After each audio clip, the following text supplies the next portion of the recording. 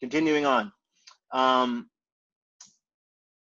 And I can see none clearer, more comprehensive, and free from suspect and misleading things than that of Imam al-Ghazali.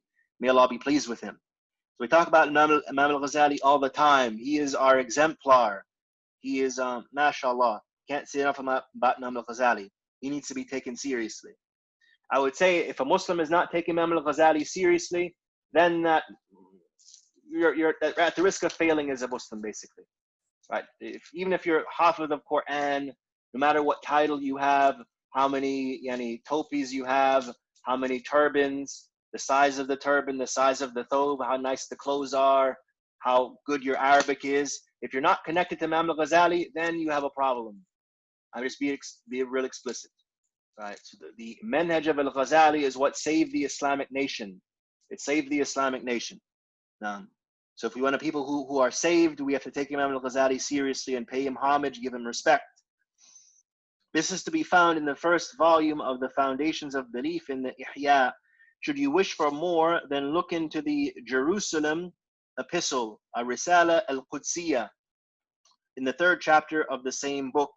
Do not delve too deeply into theology, kalam, and do not discuss it much with the aim of truly acquiring knowledge, ma'rifah, for it cannot be obtained through that science.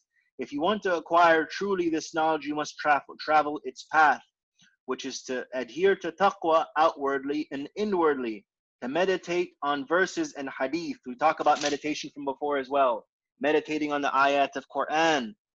And if we want to purify our hearts, meditate on Quran. If you have any doubts about Islam whatsoever, meditate on Quran.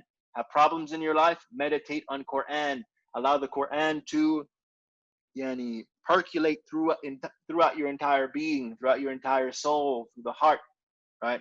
When you recite the Quran and it affects the heart then transplants that spiritual sort of life force throughout the body, physically and also spiritually. Zahirun and batinan, seen and unseen. The Quran impacts the heart. It will allow us to overcome the ego. And we have to be a people who we have ta'awud, or we make ourselves used to reciting more and more Quran. And we start small, a page a day. A page is too much, half a page a day. Then after a few months, we say, okay, 1 page a day. Maybe after a few more months, 2 pages a day. We have to do this. This is critically important. No day can go by, if you're a Muslim, no day can go by without you opening the Quran. If any day goes by that we haven't opened the Quran, something is seriously wrong. We have to question our faith. To question our faith. If a day goes by and we don't stop to read a page of Quran, then there's something wrong. We have to question our belief. We have to question our approach to Islam. What are we doing? What is this? What is this? Am I a Muslim? We have to ask those questions. We can ask those questions. If I am not reading my book, am I a Muslim? Am I really following this deen as I should? I have to read the Quran. Read a few Arabic verses, then read some English. This is how our day has to be structured. Of course, we're all busy. Maybe we have a child, a 3-year-old running around, like I do. Or we have 2. Maybe you have a 3-year-old and like maybe a 1-year-old. Maybe they're even fighting. The point is to say that we have to have, 5 minutes where we sit down, where we dedicate to Allah's book. And we recognize that we have jobs, we have careers, we have families, but at the same time, we have to give time to Allah's book. We have to give it time, right? And even if it's a few minutes a day, we're not saying that we sit down for an hour, become a scholar, reading tafsir. That's nice, that's okay. Most of us aren't unable to do that, and Allah knows this. Allah knows this. So give it a few minutes a day, 2, 3, 5 minutes a day, right? Sit at your desk, or maybe when the kids go to sleep, open Allah's book. It'll go a long way, especially when done consistently. A few minutes a day, 2, 3 minutes a day, consistently. This is important. Meditate on the ayat of Quran as much as you can. And again, 2 minutes. Who can't do 2 minutes? 3 minutes. Make it consistent. Continuing on. So he mentioned some things here that we can talk about later. He talks about the theology or the kalam. This is something that beyond the scope of really what we're talking about here. The kalam and theology is something for these are advanced sciences. The doctrine is more simple. kalam and theology, these are things meant to defend the faith from, outside incursions. Nah. And in any case, um, um, which is to adhere to taqwa outwardly and inwardly, meditate on verses and hadiths, reflect on the realm of the heaven and the earth with the aim of drawing a lesson, to refine one's soul's attributes, to reduce its densities through discipline, to polish the mirror of the heart by continuous remembrance, dhikr, and reflection, fikr. We talked about dhikr and fikr, and also shukr.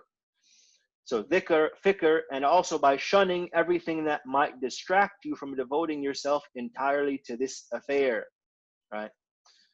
There's a powerful statement from one of our pious predecessors. He says that whoever fixes his affair between him and Allah, or between her and Allah, Allah will fix his or her affair between them and that person and all of creation. So the point is focusing on Allah and sorting out our affair between us and Him. This is the way to attain. And if you tread this path, you will, by God's will, find what you are seeking.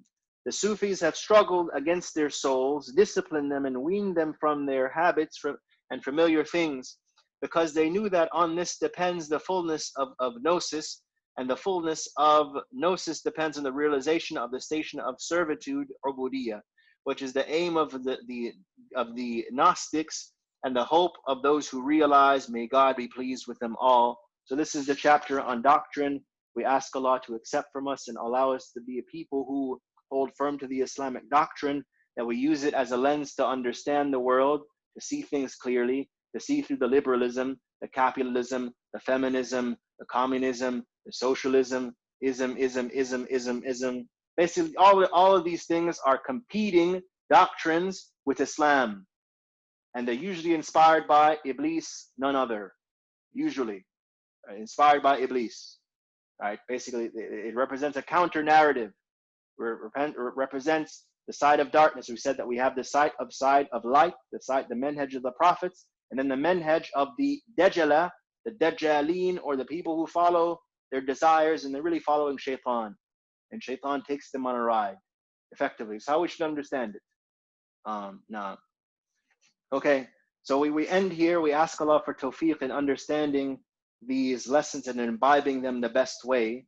And then we ask Allah to forgive us for our shortcomings. We ask Allah to forgive all those brothers who have passed on, الَّذِينَ سَبَقُونَا بِالْإِيمَانِ, and all those people who are unwell or sick. We have a brother who is in the hospital. We ask, his name is Murshid Kabir. We ask Allah to give him a speedy shifa. We ask Allah to have mercy on him, to have mercy on his family, to instill and descend upon his family the patience and the sakina. We ask Allah also for tawfiq for us in practicing our faith, applying it in the best sort of way. وآخر دعوانا الحمد لله رب العالمين والسلام عليكم ورحمة الله وبركاته. We have a question before we end.